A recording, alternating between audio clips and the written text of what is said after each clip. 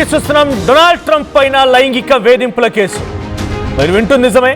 America president Donald Trump కి big shock తగిలింది.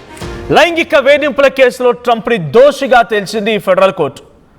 అయితే మాజీ కాలమిస్ట్, అక్కడ ఒక మ్యాగజైన్ రాసిన మాజీ కాలమిస్ట్ జీన్ క్యారియల్ పైన ఆయన లైంగిక దాడికి పాల్పడ్డారు.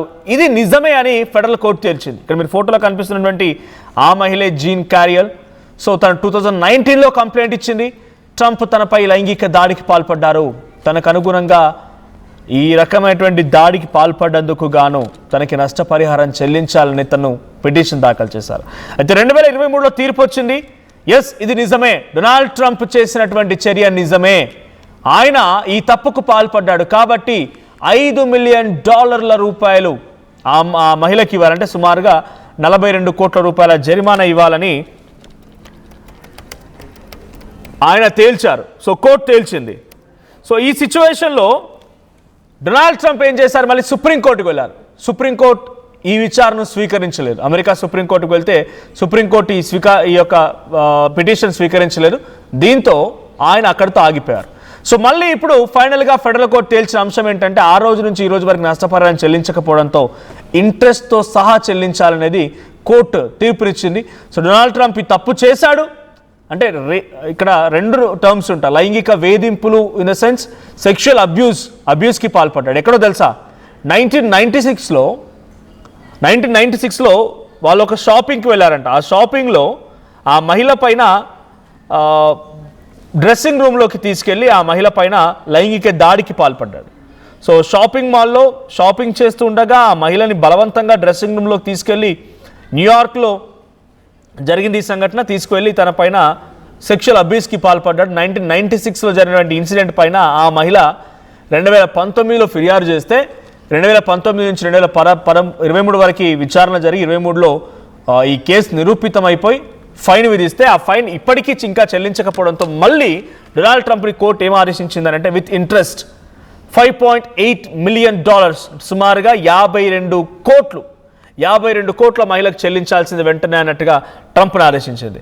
కానీ ఇక్కడ ఇంట్రెస్టింగ్ అంటే కొంత చర్చ జరగాల్సినటువంటి అంశం ఏంటంటే డొనాల్డ్ ట్రంప్ ఆయన పేరు గతంలో ఒక బిగ్గెస్ట్ థింగ్ ఏంటది, చిన్నపిల్లల పైన అత్యాచారాలు జరిగాయని, చిన్నపిల్లలని ఇబ్బంది పెట్టారని, చిన్నపిల్లల్ని చంపేసి వారిని నిజంగానే ఉడికించుకొని తిన్నారని ఇలా వచ్చినటువంటి ఆ కేసుల్లో కూడా ఆయన చాలా కీలకంగా ఉన్నారు. అమెరికాలో జరిగినటువంటి కొన్ని బిగ్గెస్ట్ హ్యాపెనింగ్, ఆ పేరు చెప్పినా కూడా కొన్ని వీడియోస్ ఇంటరప్ట్ అవుతున్నాయి, కంప్లీట్ డిలీట్ అయిపోతున్నాయి. సో అటువంటి ఒక బిగ్గెస్ట్ కేసులో ఆయన పేరు వినిపించింది.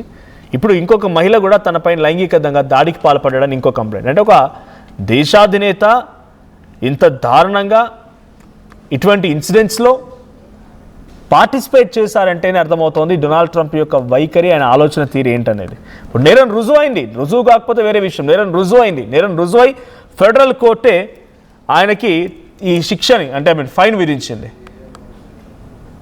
సో ఎప్స్టీన్ ఫైల్స్, నేను ఇది చెప్పొద్దనుకున్నా కానీ మీకు అర్థం కావడం కోసం చెప్తున్నా. ఎప్స్టీన్ ఫైల్స్లో కూడా ప్రధానంగా తన పేరు వినిపించింది. చిన్న పిల్లల పైన అఘాయిత్యానికి పాల్పడ్డారనేటువంటి ఎప్స్టీన్ ఫైల్స్ ఆయన పేరు వినిపించింది.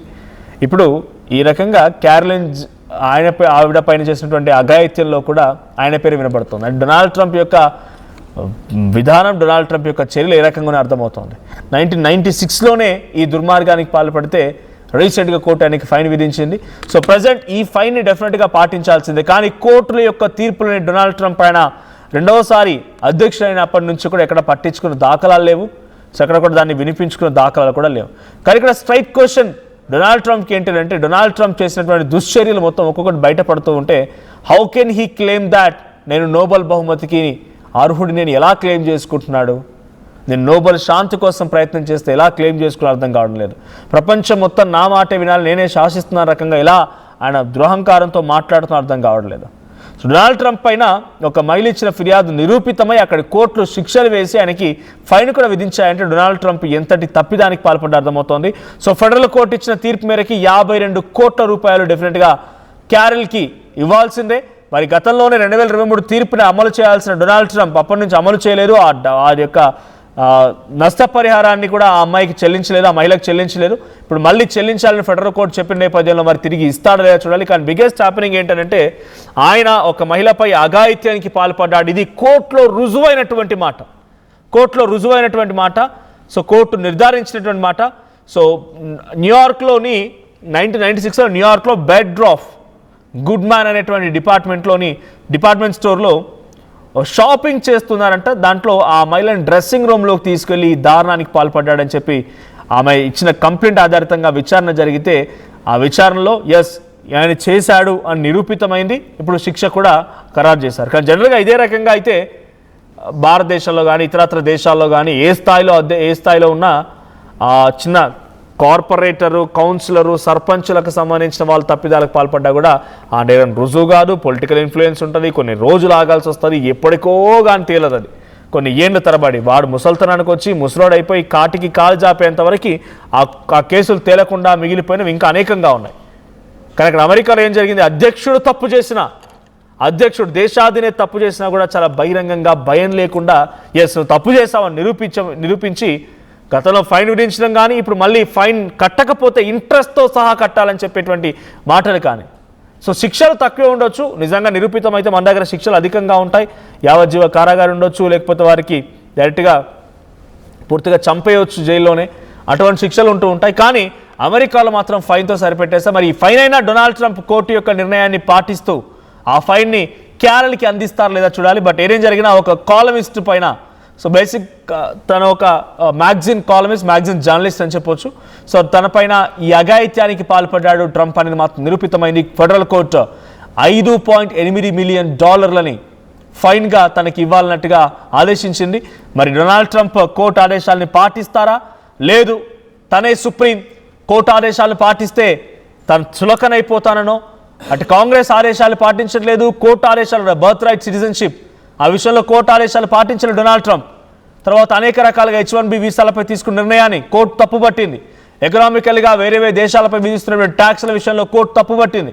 కానీ కోర్టు ఆదేశాలని బేఖాతరు చేస్తూ స్వయం నిర్ణయాలకి స్వయం ప్రకటితంగా ఆయన ప్రకటించిన ప్రకటనలకు తప్ప వేరే వాటిని పాటించకుండా ముందుకెళ్తున్న డొనాల్డ్ ట్రంప్ మరి ఆయనపై వచ్చిన బిగ్గెస్ట్ ఆరోపణ ఒక మహిళపై చేసినటువంటి లైంగిక దాడి నిరూపితమై ఫైన్ని ఆయన అంగీకరించి ఫైన్ చెల్లిస్తారేందో చూడాలి. బట్ ఏదేమైనా డొనాల్డ్ ట్రంప్ ఒక లైంగికంగా ఒక మహిళను వేధించారు, అది నిరూపితమైంది అని చెప్పినటువంటి ఈ మాటలు వింటూ ఉంటే డొనాల్డ్ ట్రంప్ పైన మీకేమనిపిస్తోంది?